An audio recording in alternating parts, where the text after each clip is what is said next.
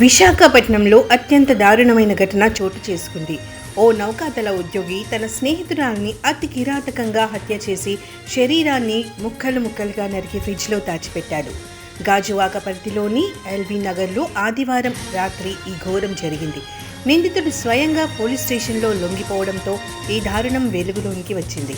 పోలీసులు వెల్లడించిన వివరాల ప్రకారం విజయనగరం జిల్లా రాజాంకు చెందిన 35 సంవత్సరాల రవీంద్ర నేవీలో టెక్నీషియన్గా పనిచేస్తున్నాడు. అతడికి విశాఖకు చెందిన 29 ఏళ్ల మౌనిక అనే యువతితో పరిచయం ఉంది. ఆదివారం రాత్రి ఆమెను తన ప్లాట్కి పిలిచి రవీంద్ర అత్యంత పాశవికంగా హతమార్చాడు.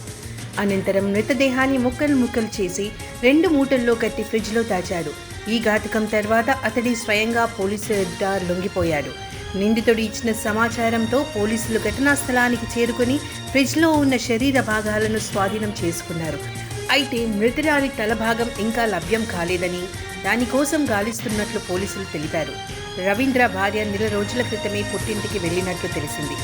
డబ్బుల కోసం మౌనిక తనను వేధిస్తుందని, ఆ ఒత్తిడి భరించలేక ఈ దారుణానికి పాల్పడినట్లు నిందితుడు పోలీసుల విచారణలో వెల్లడించాడు. ఈ ఘటనపై కేసు నమోదు చేసుకున్న పోలీసులు అన్ని కోణాల్లో లోతైన దర్యాప్తు చేస్తున్నారు.